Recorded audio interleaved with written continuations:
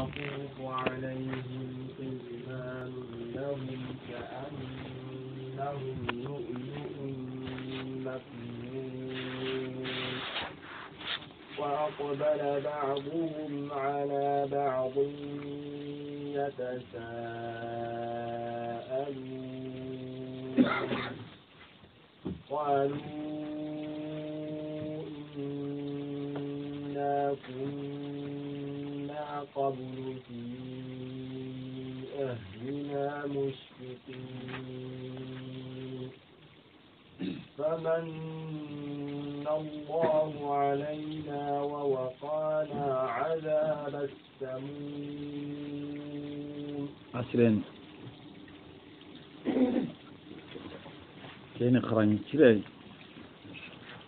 أعوذ بالله من الشيطان الرجيم. الله دالي سبحانه وتعالى والذين آمنوا أتسروا بنغتون ديتي الله واتبعتهم ذريتهم إبن شنغدا وردي بات بإيمان تمومنا غكي ألحقنا بهم ذريتهم إدي بنشنغو كولغن ديا أرجانا درجا كاللغنطون نغنتي خرغناني لمكو قلونا ماكيني سارنكو قلومي وما ألتناهم قالتي إمهاري سارانكو نقص من عملهم جلي قلونا من شيء فوفن دمني إما نقصي بكا سارنكو قلونا nantina kenka hullemmuku maga kudi sunanya ko daraja ifon nan cira kunyan cigitanni igara lemmuku kinya sarnon daraja keni alla fasangunta gunda doronta kunyi ka wakati nuwa alla wa kitini ko mon kamati telengonta kunga kenya hay agati kullu muri'in sire sugadi bima tikebe kasaba angada dabari rahinun toloma honyana ngatike ngade daru otikeni umumu nyai muqassasun bi ayati allati zakara Allah fiha illa ashab al-yamin gantati tegumu kuntolo mantentati igollui alla fonnan cira kun kam wa amdadnahum ku alla kannano benu gani kuy kundu alla wi el hala nundo deronta go benu gada nyida ngani lahara alla hay kunya masalan ngoda ngani aw kunu onti ati wa amdadinahum idi jidi bi fakihatin ti itirellimu wa lahmin ado tiu mimma gelli itiremu benu de tiu benu yastahun iga kemunda kenyanyani dang يتنازعون فيها إيغارغاندل إيغالاغال رغاندي مي أرجانا كي نغوندي كأسان إيغا دولون قولو رغاناني حراق مي أرجانا كي نغوندي لا لغو فيها باتران ديغامي كونينتا كندولو من نندي إيغاناميني ولا تأثيم جنوب ديغانتيا دلوكي من نندي ويطوف عليهم غلمان مكمبه لمن بوتنو ما يحمبلمو كون يالنا إكما لهم كون كرغرنتني إكمبا نيادانا إدو فوق هنتنتا كلهم نكنياريت ويطوف عليهم غلمان لمن بوتنو ما يحمبلمو ويالنا إكما لهم مقصوصة لهم خاصة لهم كن كرغرن تنيني دان كني خدمان دانونيا يغا غوليني دان يها جوغناني جيا يها جوغناني كيبي يري الله دخلمانو نياكو سورة الإنسان آيكي أدا ولدانو نياكو الله دا أرجانا دون كونون درو دي ولمان كني يغنبال لمو نياكو wilidanu kunni lemina bucinnunnunya ko lemina nganani wakati kebe aterantera aganta hilo hiba kamedi abuten nan jew adungen kanjew arabutu bateti batana ile dungene kunga arjanna dun konu ku yalangi na gani qidi fata yere atiya kamballe mu kukunni qidi mandinia ka annahum allati kun qidi mandano kunya kamballe mu antini kunga haramparo endo labaye lu'lu'un antini lulu nunyani maknun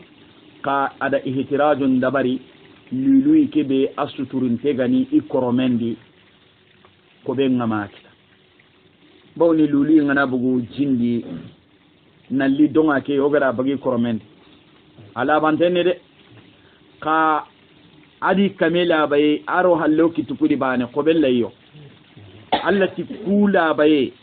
i haram bore ana ko luli nganani asuturun tengi koromendi kitindo ko be ngamame kendi ila bantene kundi wa aqbala ba'dhum kungar janna dun konu benu gani kunga makenye he kungar janna dun konu benu gani kunga iga ikahon no gondi ya masalanga duna kibaru nga dangi maka duna di mogombe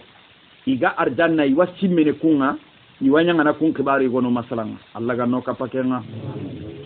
amire ni mania ida kalle qotan kutu idaga kaburan chakken kutu ya ani ga soko kaburan di uru hanabe malikian nungarni ni tirin ida ken kutu ida barjagin chakken kutu gillenga nyanan terenan kinye beranga ida ken kutu ida beranci ken kutu ni ga daga na dunyi Allah ka dereke no kon iga Allah ka dereke no gondi iwasimmene oga ki hayatu beedi kundu mu'mininu hilli beenu gada me kanu ki Allah oga ki hayatu beedi khibare bega dangi i hayke nyama salanga meda ngani kallempal kerini ade kerini Allah ga ko ngoda ngani ati i gonun jonkoy ala ba'din i gonun yatasaalun igametirne bakki iduna do ngali halanum ma igametirndini bakka iduna do ngali halanum ma anti ange nda duro goto de ange nda ke kota sukutu na li malla gar nan yankandi ke kadi kayfa angara ke ina metirni ke qalu ban tirnin dana yangara kebe tirni itime dan aida me jabi sababu be gadi kinya ke kadere kondo yahay kun sababu ni gono kondo madiga mu kun tara kondo ida metirni yare nan kawa yugo ki nan ti mandan fake Allah kake a dere nyani de mateni hen a gore nyande ukhra mo si ko gaddiga linge be kono nan tokun no gon kamma sellan tanta wondi ni nonga de manna dulu ko to nya dabari manna gilli nan kenna nya dabari manan to ko Allah to ahunya kam ku surati inna ukui kunna unyi qablu o gani duna kate qablu yere zarfu nyani mabniyu ala dhammi linqita'ihi min al-idafa unyi dunadi fi ahlina ogo koron nogondi mushfiqin ukanun tonga Allah subhanahu wa ta'ala sababu hi go hay ken kay gara ken Allah kane man teke kiten sababu go hay ki ganyi dunadi ganyi koron nogondi ikanun to nyanyi Allah ho gani Allah ko senyi ya Allah to na bakka ken ho gani Allah lingonye iwi dudo ko te ndabarni na ken dabari ke alhala ida kiyamasa makefe kunna fi ahlina unyo korondi musifiqin okanento ya akhi maga kidiga merga kundo na mulina mpachari nanti onyo korondi okanento sire gabe ya hayatu kedi ganani koren no gondi kanuntenta Allah igi koron no gondi ikanuntenta Allah i koron no gondi igi kanonti iganani jamake no gondi kundu yaboke iwadu gemundini muslimon ngali halanga kin minu banen da qidin no kumbe yala iwato ko ken ngali halaka man ari abi zarr hadithendi nanti faren jabi sallallahu alaihi wasallam ittaqillaha haythu ma kunt malla makenya ma faren makenya kanu Allah haythuma kunta anga dunalol fil khaliya wa fil jaliya anga jamanya di anga lankanne ke nyamma ambane ganani anga lankanne ke nyamma anga na nyang koren no gonde anga lankanne ke nyamma anna nya an kanonte anna kore ke ga kanondi Allah maga tanke mbane na Allah tude kore ke ga donko indi katti Allah ya anni tuindi Allah anni khatama ina Allah ngollunga idan de me gelli butuno kunna fi ahlina mushfiqin soronga jamane ke usalli wakati nakinye ina giri kenni kentano otili kun kanin dudo kono ndongere I menu na giri na salli kun kama no kada dudo goto honne mene ay mena gira na salli anta tini kore keda ngana kagira kancha I go ke ngano ngani kendo muna kutte nyan jampa na kore no gonda anta salli ni sultana ti kore nan chali makete kunta Allah dan ke doron ta go kita kunna fi ahlina mushfiqin famanna Allahu alaina alla kusanta fonnan kirago o kamma no maga gemundi golli sire nyangen akala kiyen kam intabihu qaraga hakilen to famanna Allahu alaina hada marim me kanu Allah hila andu tinto ndikati Allah na tawfiq nyanda ngani killeke kiteye na ane wondan ngani ito kanu famanna Allahu alaina bitawfiq Allah fonnan kirago kamma na maga gemenyo da ngani ona Allah tuna golli sire nda wa waqana ayli ado kisi azab as-samum jahannaba yangan katay kote ado kisi ken as-samum jahannaba dingira igwa to koni samumi jahannaba iti darakat bipu ni yan kumendi daga nay game kam makam makeve jinte yangan katay ngano muray yangan katay ngano hutama yangan kate igwano ngani igana ko mo burem pitandai kate kene adan ko tun ko so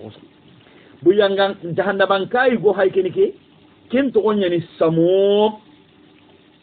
samu mini mania hanka te yadkhulu fi kulli masami al-basar hanki kibi garno hada marin min timboten chudi to wonu ko aga kenya misale mbagandi iganya na ko gas igatini gas ma kenya he igana katanga ampate kiddam madamman to anan bini an kamma kenya to konni samum posine hetirede azaba samum hankate nyangan kate kenta dingiranga jahannaba kumul gonu andaga na irenga ikha ahititi nanti imbere ina tewi dangin tenya di hankenga katia agarnu inti boten tudini biko Allah ganno iti Allah fonnan cira ko kamaro kiciken inna okuy kunna oni min qablu o ganyi dunadi nad'u onya ba ni aqillitanni onya ba ni abata kida khidunde nyako de magebe yala Allah kirnde ba ne wa hada mare men kinyana ke martaba yo kayille kata akida nga oda khara gilloga salasatul usul ke dinanti du'a wononni hillo ay du'a wononni non hille aha ke angara kane akanya mungiya mungiyo kay ali ibara kin kido tokena al to yamba kala ngari use kama nyankinan to do ne re kundo ganari hari hiyo ka tinga ngana ka tinda kana tiya ka mungai anu kenni décourager nade ha inge ngona kun qaida no menu ka garanga no gana ro gana ni masalan ki ange ngarle magana ti kedo kin kana sahi nadu do goto enda bari ko minna alla giri qirindu hillani aga gana qur'ana ngariyere a hay arjanna dun ko nu nya masalan ngen ko ngoda ngani nanti ni dunadi ga alla qilli ken kinde hetinan alla golle kininga alla qalsi kininga alla e wira se kininga alla ya garin cire kininga ke ba ne ram tas ko men kinyana arjanne alla qirnden ni nonu hillay arabin kannindi inati alla nyaaga en qirinde ado alla mbatte en qirinde komi be ga alla batta o ga giri laga sarak e hudro ke sallin ora salli ona ko hilli ona alla akilli o ga alla hinne mundu na dutin don dikati alla keni qirinde nya kirinde gwano ngani ke ampa junya na hoyi anna Allah girnan ta na kinanga ampa junna ya garin parampare ana ya garin parampare kinanga ampa junna tagallen ciri ana tagallen ciri kinanga ampa junna to agunye ku hilli suka ho mantenga ke diga men gonde nada'u haju gananyo nyo onya ken Allah bani aqilli nada'u onya ken Allah bani abat makeze soroku diga me ama fuhumun ni mani talibe imani Allah tanabata bire no gonde kome be gana Allah tanabatu bire no gonde Allah take martaba kita ama fuhumun ni mani imani Allah tanahi imani jairi khilli imani umaru khilli mon dalbo ku toy goy magati sama hurusu imani sama hurusu khilli ni Allah bani akhi kirenga nonga batama togo gilli ani togo gilli ana gidan kumba tran kitabu de ko ti sama hurusu ngat kenga ni jinna gorede ni ke ay usay ma so ina khilliade manin jinge gara to gonto parce que ina khilli ga ko ngoda ngani makebe iti sirebe gana nyanga kumpinda munno akhilli antarono ke doronta gono parce que ku Allah sedi kamananti ni Allah bani akhilli de parce que haga daga kenya masala arjanna no gonti Allah kada ko dangal gelli dunati nanti nadu ho nya bani akhilli kirinde be gani batiyen kirinde be gani Allah nya ga yen kirinde innahu manin ci gogani Allah bani akhilli ku gama ya jongi jinne o gama jongi malikanne manin ci gogani Allah bani abata o gama ho bartoro Allah naga bawni Allah hayde huwal barru Allah mimani tun kasirenga asiro nyuru antenni siri arrahim Allah ni hinana kalmatu arrahim Allah hinana yani kana sunkin kamma kati dangenga danga aragi hinnen kinyandini komenga gana aramuri na komebe hinna para ke fahamu rahimu dide ana faham arrahman Allah ni hinana nya arrahim Allah ni hinana nya magan kutoni hillani ga Allah magan kutoni ku bugunto nya na meti arrahmanu kinnya Allah hinne ahinne ke magan kutoni ruwante nya ni awa hada marin men kama wajinnan kama wa malikan nen kama awakebe ga donga awakebe ga jinda hinne nga kencukam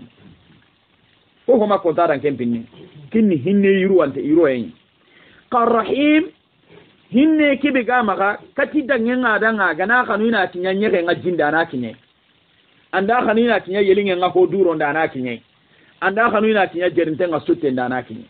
makebe angela mun da nanti anna khairi nya hoy goda ngani kati dangen tan ngana Allah gan khairi ke kinye ka Allah magan kuton no rahim hinna iti asma'ullahi na Allah tuqunun qaranitu babun min abwabil qurbi ilayhi ana gilitin tem polla khonye kati Allah subhanahu wa ta'ala igonta kikiro kasukuro sanu kuga menyana mo gombe nantina kumpa ina Allah tuti kenga akenta ninyo kunya mo gona antakento anta qur'ana tu ka Allah tuqunuku ana kunya hayini nan cimmi kamasiri ana Allah albarru Allah tuquni arrahim Allah tuquni arrahman Allah tuquni الغفور الله تقول غفور عندك قولي بري نيا دباري عندك قولي بري نيا دباري أنا تعلق أنا لقى تيجي أنا اللغنا كسيني أتقول يعني غفور أنا وركت أنا تي الله ينبي مغا أنا قام كتوني أنا ينبي تواب الله تقول يعني عندك قولي بري نيا دباري أنا ربك أنا قولي بري كدباري نمشي أنا نجاكي كتا يا ساجنة كتا أسماء الله الحسنى ولا خلتي لابد أن يتخلق بها نعم مثلا ونبجي كندتي إذا كان الله رحمن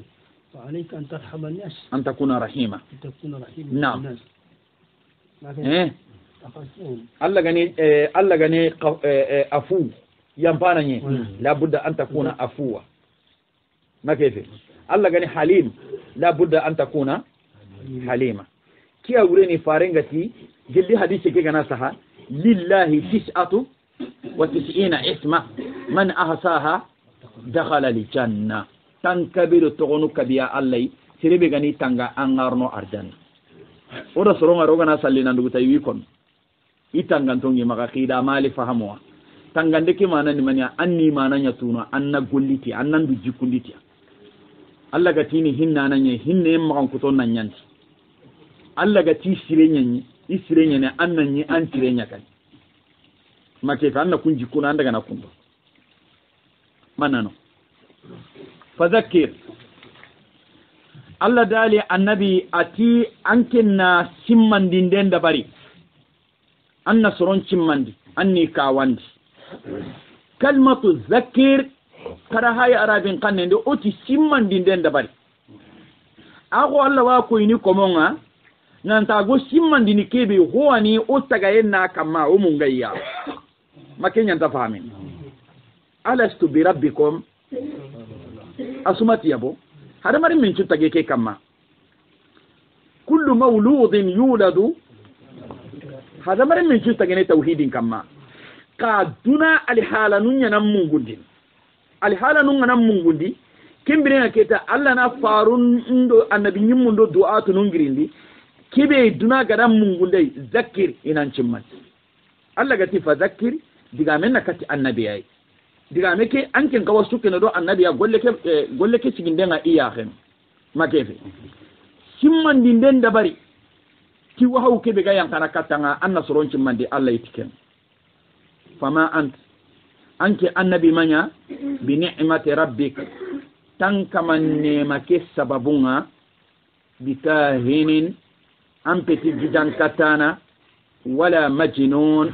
ampeti turinte assalamu alaikum sito korbas manya alhamdulillah agara yere fam kada yere fam tafsir ngade fama anta ammanya bi ni'mati rabbika bisababi ni'mati rabbika anka man neman cababunda ngani anka ma kome Allah gada nema kebe nyanka ma tiken cababunga ampeti mania bika hinin ampeti gijankatana wala majnun ampeti turinte keda raddunya soronya kama sorobenu gada kuma kankutunu utuniro annabi kama sallallahu alaihi wasallam birin magara qirinde nda barakati agadi khirina taqulu la ilaha illa allah tuflihu qati la ilaha illa allah kana ganye agrina cigina ke la ilaha illa allah wure bangandi komonda ngani arabunu simme be gi maga suganon kamma adu simme be gi maga gijankatanon kamma iga bara annabi ay gusantara kum magan kutono awtunira kamma nanti gijankatana nyani wakati ni igonun kusanta temperandangi iti turinde agara yere famu iti gijankatana nyani bu gijankatana orna ke hay soni kan kanende de gijankatana makebe na serego tirli talbe ando morture gijankatana ni man ya soni kan kanende manga to hari arabin kanende na ko da ngan soni kan kanende la budda ona diga meke to haqiqatan شيخ ما عليه لك جان كتا ما عليه كان كيف تقول بكل بساطة ina dukuni sere menu ga suron kortun hakulun ko moture tuwafiquhu wala la tayyib kada kiya ko de arabunun qanni iganat alkahinu ismul fa'ilin kebe ga golle ke dabar ajama gunna alkuhan kahinu ajama gunna alkuhan ka masdar ki mirkanga alkihanatu kadi bugu medide alkuhanu gijankatano jamu kahin masdar nikanga alkihanatu bikasir likaf kihana nikanga keta una duru goto una digamiki ni me haqiqan bangandi pour que ona katina gijankatana ntu soni kankanendi parce que gijankatana na soni kankangaba e soni kankamukano maga ko kebe ga manjare chanke ingaba ko no manjare sankana ni makebe ingaba gijankatana ko no manjare sankana bo alkihana tun kagani kebe arabunun kannenti kullu man يدعي علم المخيبات أو يخبر الناس بما يستقبل أو يخبر الناس بما ضل عنهم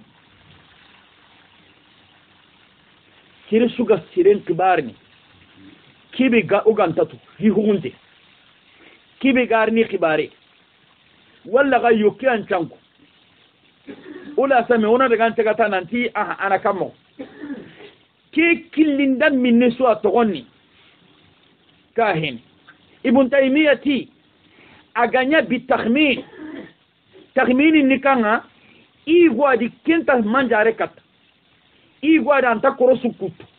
أنت كروسو وط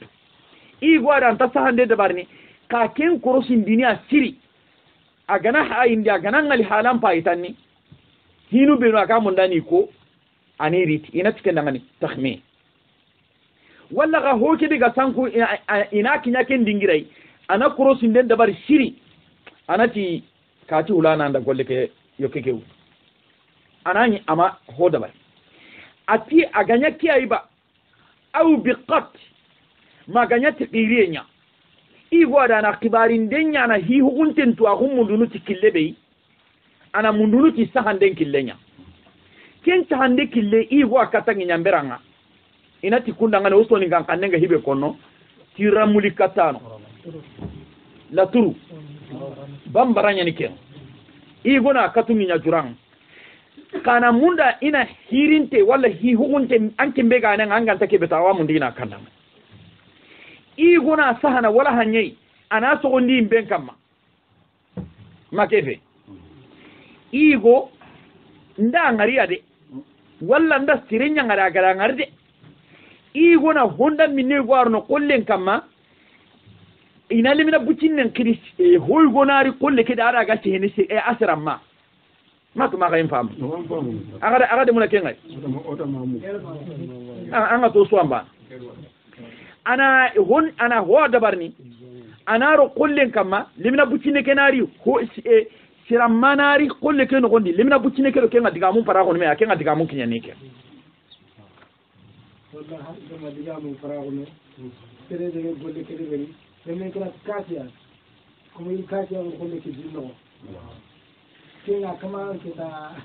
igo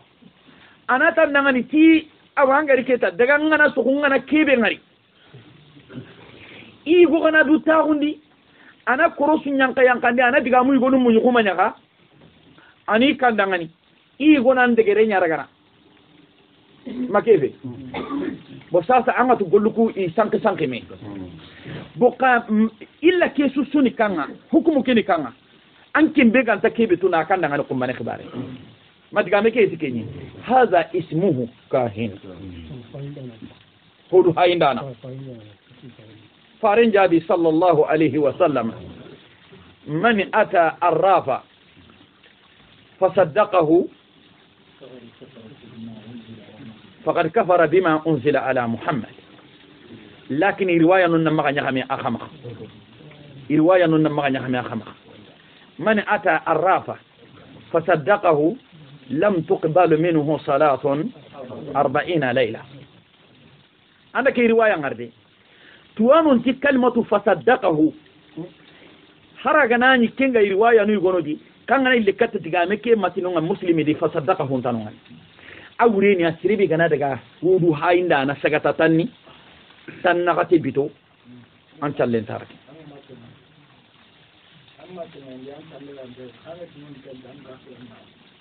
anda ere fam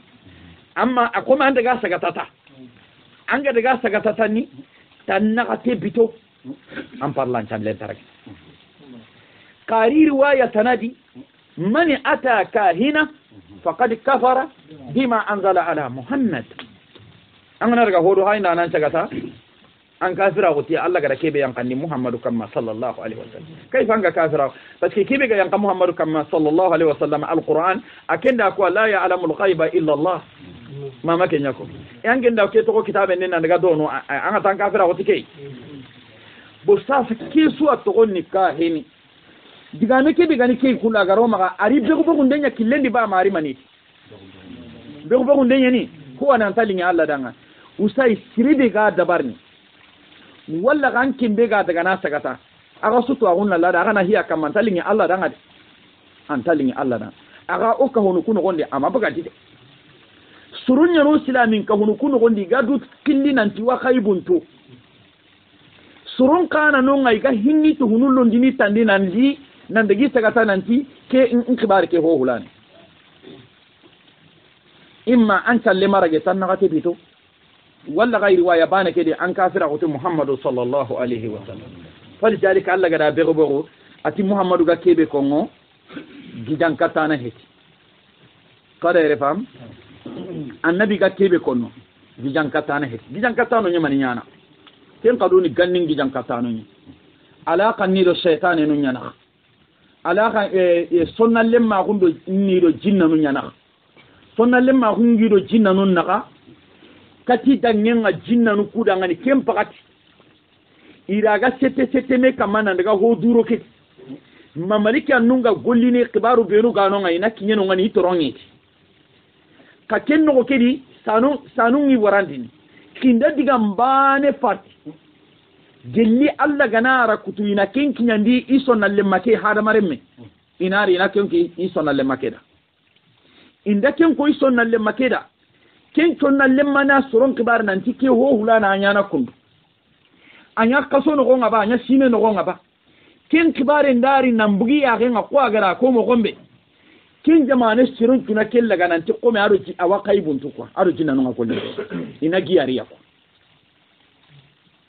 ken pakatinga gijan katte ni huwa tinenga kitena di siri dawla nga kitena di siri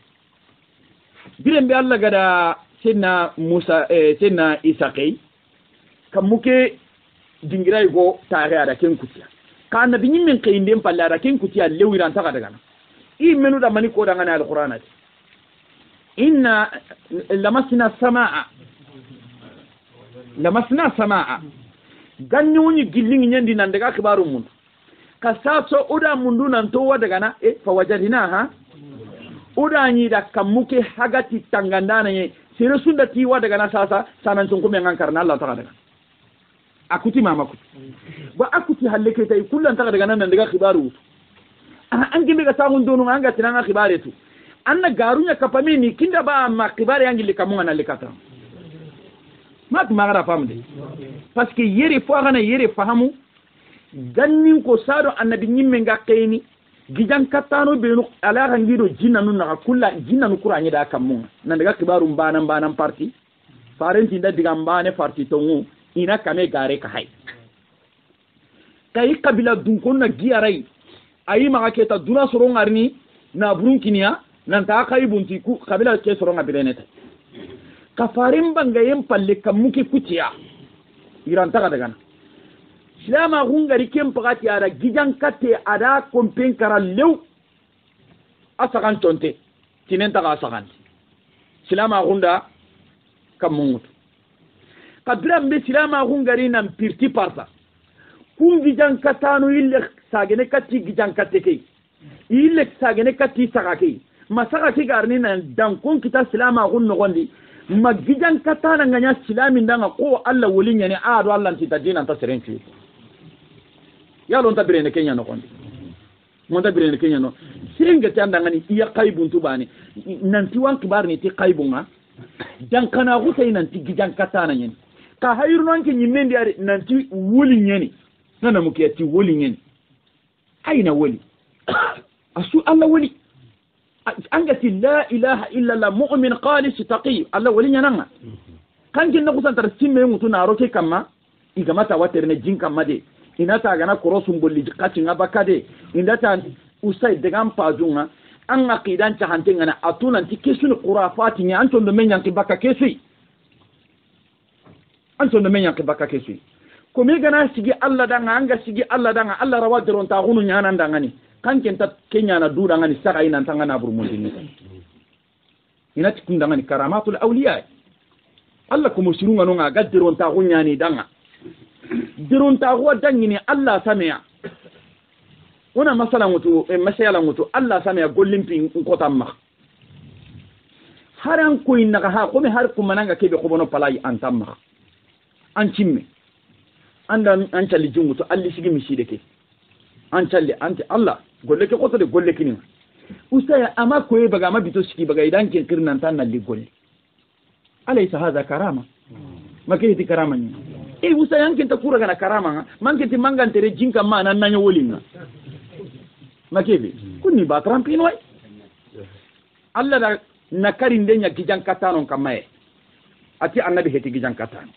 yani aga kebe kono wahu nyana aga gille Allah subhanahu wa ta'ala manano wala majnun am petit tourin teray makebe usay ke qur'ana be go maga kun sunna ke diga mu be gane ku kun est ce tourin tera warni ti kuy wala majnun am petit tourin te koy ga ti tourin te nyana Allah da ken ta saga ndika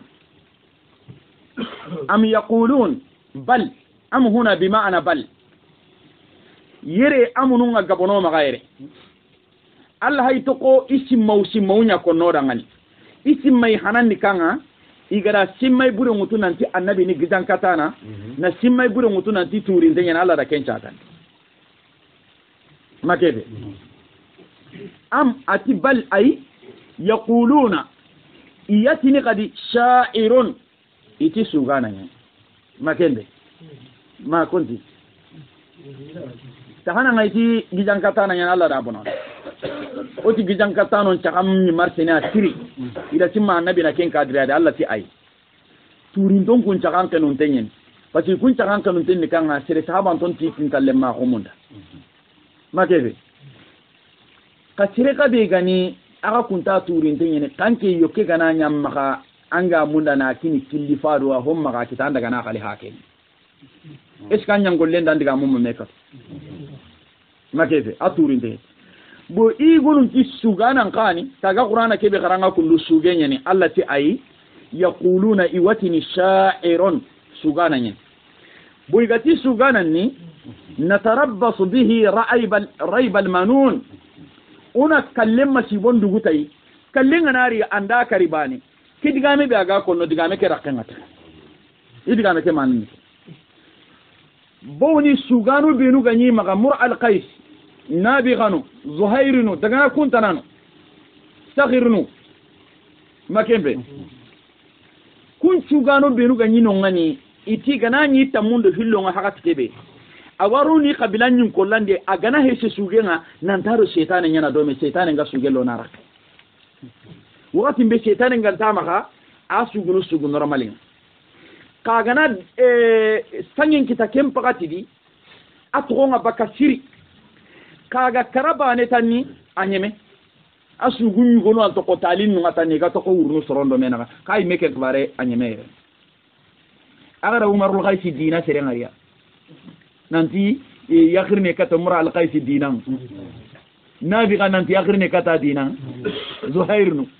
bo sasa ikunda simma nanti annabi ni sugana nye na tarabbasu bihi raibal manun qurna kallen teringa anda karabane ak kibare ago kismanura kata nanti ona garenya aga karako to gannin ko sugano ga da kibaro ga nyeme mo gomba khak bare nyeme nakuna Allah gara kenya ko dangani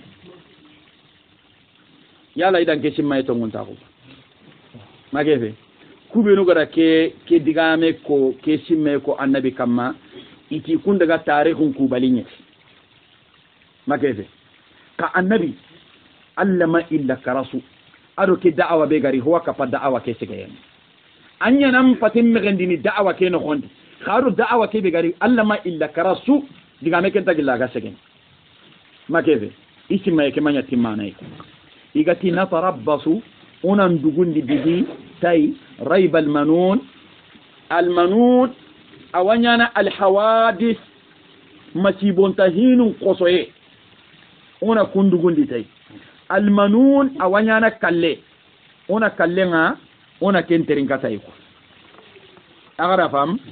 o kitab gumenti nantaziru bihi al mauta una kallen dugu tay fayubtilu amrahu akbarenna bono wa nastarihu minhu una tuma gellay makefi usai magankuto no chiki Allah di ko annabi nanti ida kenya ko annabi dan iti gijankata na nyani iti turinte nyani iti sugana makende an ka gana nya kirinda nan akati Allah labuda ina mege mutuna ranka mat makebe kanki nyimme ga sunan ti mege kentanga anni qalasana anni kirinda nan akati Allah suruku diga mege maka hammi do kemba oda talim maganda karanga nire oti kan kunturo nya namma kan kunturo nya namma andare anti keni kanyen ubinu gata wono ti ay ke heti kanye de mi rembinde nyeni lengonye oda ra katan kiti yalo ku ko ngeke ak kange kenya na mi rembinde ke to ko mi rembinde ka anyanda do nen ando mi ren kuntura nyalla anti keni kanyenya o kata ndangani oti kanyenya yala o ko ngeke mi ren kunturo kenya na kanye makebe tungundi game anga kirni ni kata kenya ogana tanturin ten ogana tandanga ni sugana kellan tanya na turin te kellan tanya na sugana to nguki ken to ko to ngwaita qul allati annabi annan tidangani tarabbasu ka terin ketinga kada jamane masibon terin katinga walla ga khana kallen ko so nga khana ken terin katinga fa inni ntigai معكم كفناغي متربصون من المتربصين نجلي ترين كان دانو يتاغي ساسنجرا غا كونچو اونان ترينكي هي لغاري غانيانا كيبي اونا كنتو قرنا اصول لغارين ترينكا اغانيانا كيبي نكنتو قا كي لغاري غانيانا كيبي الله دا كيم كودان القران دي اتي ولا عاقبه لغاري مغسري anyana kodangani lil muttaqina anyana Allah kannano nyada suruku benu gatido annabi na meterin ka khibare nyakam yala ikhibare ma lagari al hala burenye yala annabi gara timay bureki be utunanti da'wa ke killenga terene da'wa ke ma terena mbugu makka na mbugu madina na lima okuda nyereba makeze kia ureni inandugundi kira dugundi ni kahinia Allah ga kebe nyana fo am ta'amuruhum ahlamuhum atibal ay ongiri ren kay gadi ko igara kumi go benuro annabi kamma ongiri kenka kamma ini simmay go sana kandangan ta'amuruhum ahlamuhum yala yi haqqlun nyandi nyamay bihadha tikudiga mukundu ko nyanga ba makanko anyimaga nanti ko tuana khoro nyani haqqlanta khoro ani iwa sefetu iwa kibarun ko amega hayatun kudi kundu sasa jahili anti dinan tanta hohotu kanda ta godan ku dinarun diga ma na wutinen ce helma magebe o kanati kati hola tayin golla ke hakanya ni de duwa kunga usayin gollan pakani setan kibarenya bo siribe haqqila qorin anani kuma ugati haqqila qorin ai yalan kin paqqila qorin takawa annabi gati nan dangani la ilaha illa allah yalan kin takawa na kella ba man takawa na kella annabi ga qur'ana kebe qarangan dangani na hata alfun nan daga wara wannan sike diga me kebe an kin gara kin mugadi yala humma ke an kin paqqila qore ke konto ken tungu ganka hun ko inanga an paqqila ke ga makin ko yanga su dalilin yana ke nan tanda huwaru duma kan tanin hay kin halaga ti yala yi haqqilun yani nyamarni bi hadha tike kundu ba ken ni kanga nam mego kutu ni ro annabi kama majnunu kahinu sha'ir yali haqqilun yani nyamar tike ngaba adi tirin dia ay letini mani ati am ay i haqqilu kumi nyamari tike digame kundu de kemba ne hetide hum ikunga qaumun sorowani tagun temperandanga no nyani kandon ko tagundi kenyen di nyamari kata ke golle da baringa agada fam usra handananti ahadha takzibu laka yala ku garandindu wal aqwalu adu ku digamu benu allati qaluha igara ku digamu benu ko hal sadarat an uqulihim yala ku digamu giri haqlunyai wa ahlamihim adi haqlu فبئس عقولا ابونو حقلي جعلت اكمل الخلق اگر تجفون بوتيمانتينيا عقلا عقلي مجنون تورين ماجند كومي سيربي غرا دو كو نانتانكي ني حقلان تاني tagi hunum pakkilanta qore anke ngara kenya turinte sugana gidankatana est ce hakla siranken anya hakla bononte kenya wureni ja'alati akmal al khalqi aqlan majnuna wa ja'alati asdaqa as-sidqi wa ahqqa al haqqi kadiban wa batila yala siribi ganani hakla qore ganga araga kawana meti me hakla qoronga yala tungundi ga mempo tungunte anke na kenya nyana gija yana kenya nyana garenga makebe makama fam waman asdaqu min allahi kuna tungu kono nan koto allah annabi ga ci digame be kono ko digame allah digame be anke dikinni garenye gijan katenyen yala humma anke mpakkelenya haklante ba amanya haklante la hiya al uqulu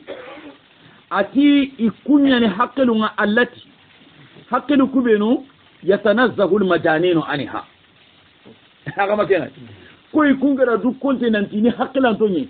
na sugu ken kamma ima annabi haqqilati mantagun na sugu ken kamma ima da'wa ke tongunta guntu tunguto ngi kumpa ku gani kebede hari turin nan kawana dula bande bakke haqqil ku kala ke fam hari turin nan kawana du labande bakki i haqqilun amul ladhi hamalahum ala dhalik makidi gadi nyonto garandi nduku kama zulmuhum makende zulmuhum wa tughyanuhum manindi nyonto garandi nden kama adona meko ngutuni ro annabiya dangiro bani kengani temperandang yendo to nyangunde jangiro kinyan cigi gara kudiga moko ko ken jangiro be ganyi makkan ko ngai ga sigi da'awa ke kanena merellay ken jangiro bana ne ana lenki soron kane ga sigi da'awan kanena merellay ken jangiro bana ne ana kumbane soron kane ga sigi da'awa ke kanena merellay ken ni kanga at-tuqyan fesegen tagu ado nan baratongu hada mare men ga baratongu ngano kusanna merenya utuna rakam am yaquluna taqawwala makembe ati iwaile le tini khadi taqa amnuku surenya bima ana bal be gani lili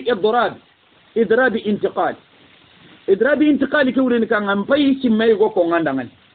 anda simmay ke kandangan nanduguta anati bal ongiri ke ngade ida ke gako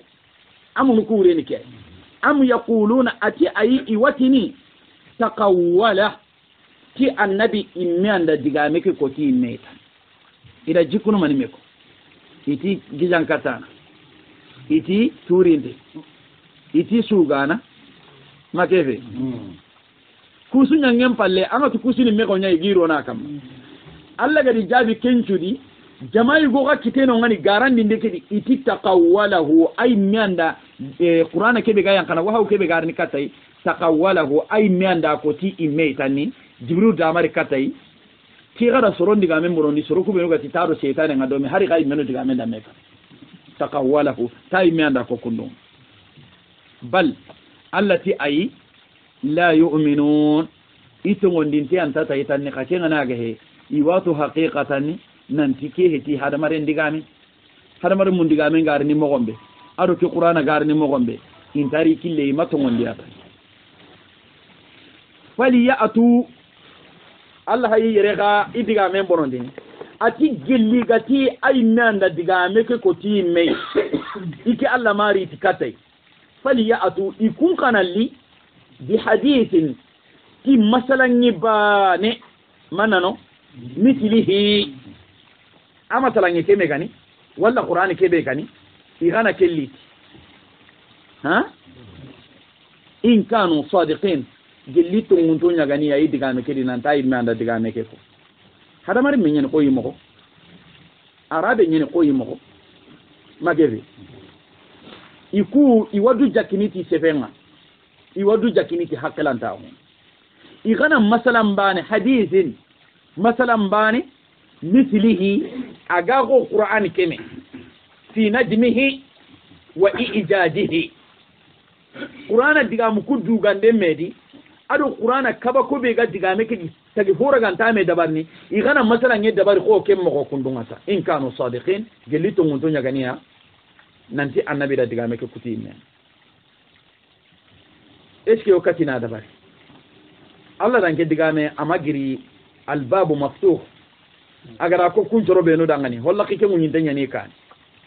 nalla wara lenki holla ke mun tanya na sirbi gana karne nanti qur'ana heti Allah digame agada yang kandikati annabi nanti kana abu qariya nanti haklan ta qore nyanyi intelligent nyanyi tani awati fento ada soron ka huma me an kana ran ke digame me dabari annari sura bani qul la in ijtama'at li jinn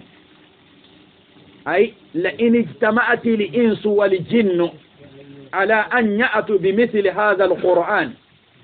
la ya'tuna bimithlihi walau kana ba'dhum li ba'din jinna kubelu ga bitendo ya regantia impresante hada mare mun nan presente unu haklanta qorom mundu unu to ana qorom mundu o sunka he orantarni tay atorantai ya orantaya kimbiran nanti qur'ana ne annabi digame kandun kota ko sefeani katongo digame am khuliqu makefe aywa yere wa hayrono qibare am khuliqu midi kuntaga min khayri shay'in aga hitito hoiba am humul khaliqun ni kunyi menwani tagandano am khalaqu samawati wal arda mi andangi nyando kam munun taga bal ayiran takendangani la yuqinun dankana ko anti magati da'awat agara yarfam قبل ذلك وتفسيرنا ننتي وهذا استدلال عليهم بأمر لا يمكنهم فيه إلا التسليم للحق كآية بيغاني كي يكونوا الله هاي دليل كنن يدبرني تي قباري كتا نكارين دانا Allah nta ho jabini gantati annan dungena an khayeti diga meke tongunga ni kebe nan dungeti ken walla ga angana yanga madungeti diga meke tongunga annabugo hadamare mun tusu maga mun tenga hakkele nga kebe kama annabugo kella dan de annaka huturun tolla dan matu maga diga me fam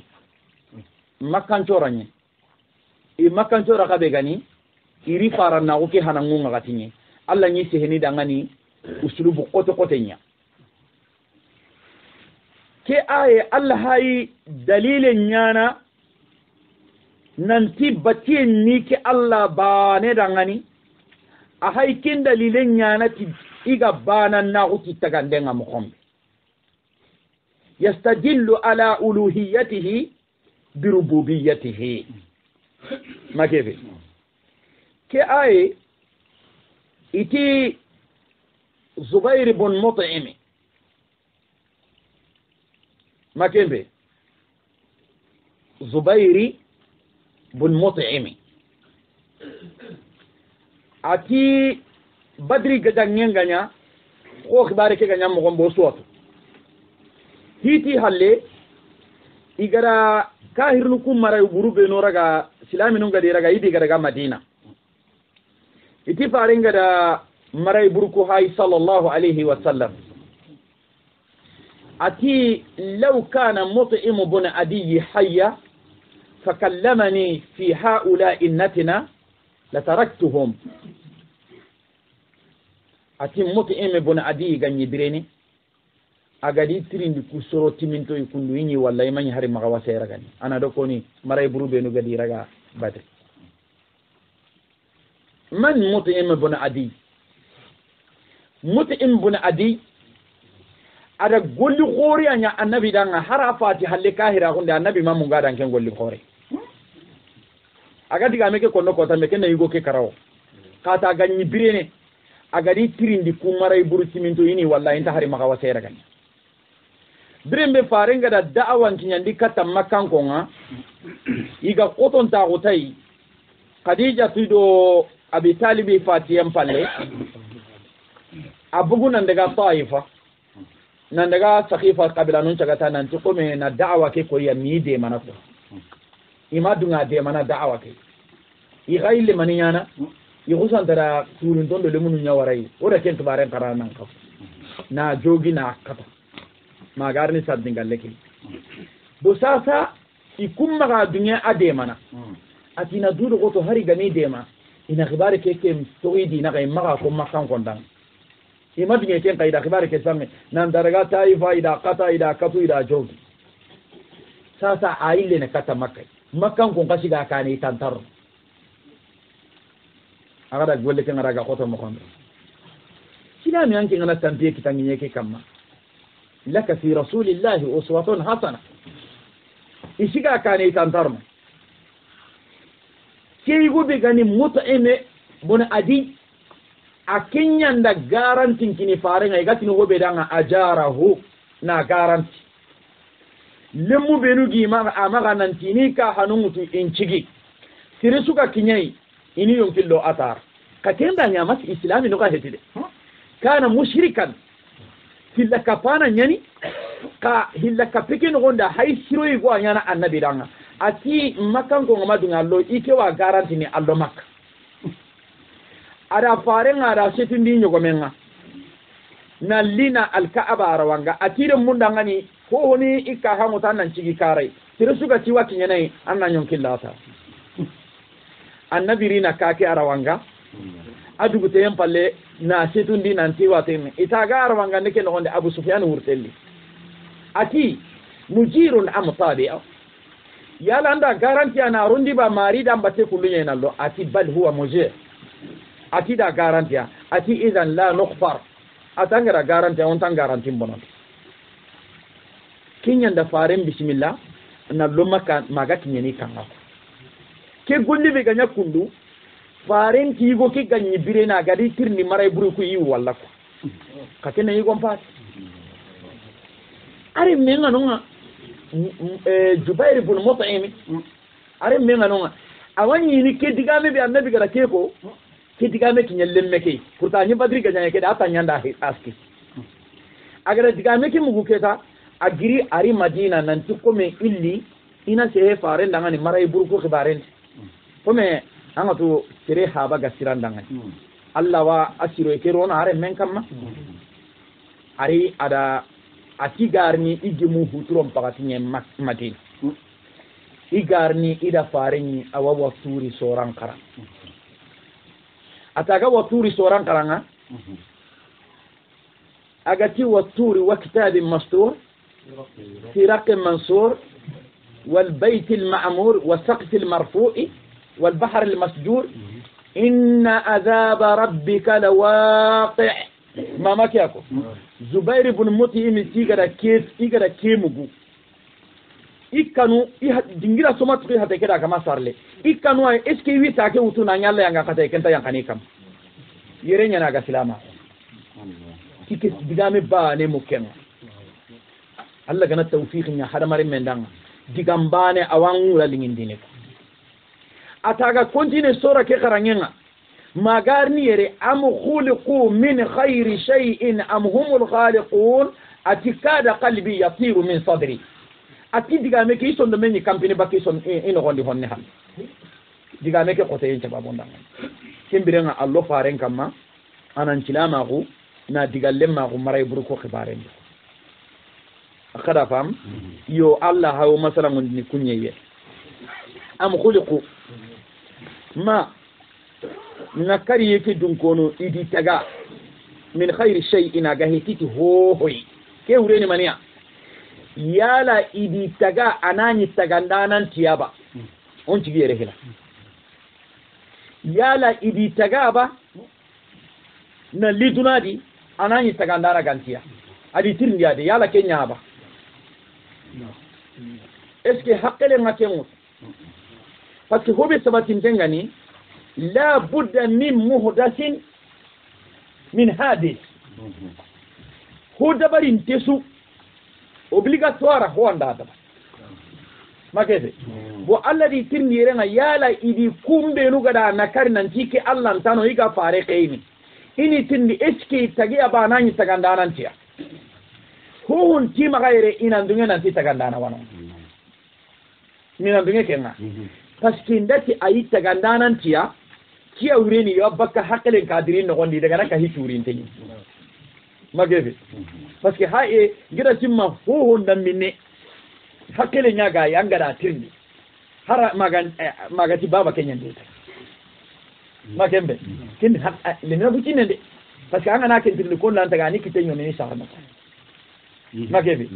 illam kin gabiga na karnanti alla man taga an tarno ko nan taga kon nan tarno ko taga ida tasalsalna ogana tasalsulun dabar konda taga la budda mun daga hoy goy taga ndeken griyere am khuluqu min khayri shay'in ma idi taga anani honne su kamma heba honne su kamma heti urene mania anani taga ndana tanon makebe haula il kufar al munkirina lillah kubenu ganina karindano nga Allah angani tirni ga ku diga ndam bunu be no kono nanti ka kedo ke anya me fundo men ta ko nyari ti kari tirni ga daga kimpo daga re be nanti kedo ke anya kundu sagande ke ganya kimpo be ga no ngani kana mawjuda wala la kana mawjuda makende ida angani tirni I wada gana kibarun kan nanti kedo ke anya kundu hinu ku ganya bo kimpo be ganyi no ngani kunda kimpo dabari parce que hakkelen ta dungene nanti hoda tu dabari hakkelen ta dungene ken na li portable nga nanti ho make portable dabari ay nyam buguti di ko no atani walla gana woda gana ngara fi mustasfal magani woda gana ngara turin tan hopitarin parce que hakkelen ta dungene ken anki hada marim menani anni hada marim menya anya gonga anki lunga anga daga na lini kebe ga linga ndanga anga dabarni anga kanna kebe anga la tunu baka anke nati tagandana tanu ngana kan kamma am khuluqu min khayri shay asaha nanti tagandana ngano ngani matagandana tan idan kin tagandana gano ngani la budda an nuwahidahu bil uluhiyya ona bana na wati batiyan ken am humul khaliqun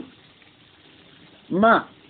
imenu ani tagandano nga imenu iba adi tirni kenga makefe am humul khaliquna li anfusihim ni minu ani duni ka tagandano nga ture anda diga mu ko intamede ada istidlalu nya eske wadu ngene nanti immi itage anani tagandana ntia iranta ken kon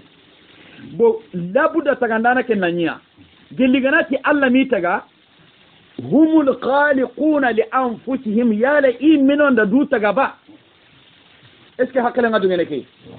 bo sasa asabati nanti labuda tagandana nya ken tagandana ni koy iminu garanta tini iminu da duta ga labuda anya koy anya Allah subhanahu wa ta'ala kada yarfam kiya wureni istidlalun alaihim na dalilin yi kamati kibari la yumkinuhum fihi هو رانتي مغفغنو إلا تسليم للحق قانتاتي نندونيتي تونغا أو الخروج عن موجب العقل والغا إنابو حق لنغاكي بوجبين ها؟ الصبر أنت؟ لما ولت الجملة في القسم القسم أو أسأله والصبر يعني سير نور مان ديغا مكي خامودي مان فهمو سير بعيد شويه نعم ديغا ميم مانا ني مانيا كل محدث هو دبر انت سوغادي لا بد من محدث فو جوبانا نانيا هو غدبريا لا بد جوبانا نانيا انا كن دليل متمنا الله قال أم خلقوا من خير شيء أم هم الخالقون أم خلقوا السماوات ما يندك منون تجا والأرض هذا مني إني تري كن قيال يندك منون دم ينتجا با تراونا تيني الله يخاف تراونا ما تيني تجا دانه هو بيغند تيكي عندك منون دم ينتجا أنا نقصيتنا عندك تانغ تورين تانغ بتالين كم بيرنا كي تتجندانا كمنون كودم ينجا ken tagandana ani bati hon kaya anna bane bat bal ati ayiranta ken kono la yuqinun idan kana gunti antati Allah am indahum khaza'inu rabbik ma itirin an kaman tunka kebe gadan kai yala amaran din kunu ku kharle munni kunya magaba makembe am hum ni kunyani almusaytirun selletin dana nga hinun kama iga hinun dabar ni mo be gallingi danga ba atitirin عندهم قزائن زمو ينا امفرادون خزينه خزينه لو يانا مرندنغا يانا نكوكبه اوغا هينو مرنا نكوكبه خزينه لا يانا هينو غا مرنا نكوكبه قرلمه كبه غانوني ماكمبه الله غتي الله غتي قزائن imarandi nokunu ustayi Allah marandi nokunu gabonyeni saha yumkin taha kurkuru ana ga Allah maka jangiro kurkuru ana ga Allah maka bannahu kurkuru ana ga Allah maka miskina go kurkuru ana ga Allah maka dawla ni kurkuru aga Allah maka dawla bala ko ni kurkuru aga Allah maka haram paro ni kurkuru aga Allah maka ngarnyango ni kurkuru aga Allah maka bire ni kurkuru aga Allah maka kallen ni kurkuru aga Allah maka makebe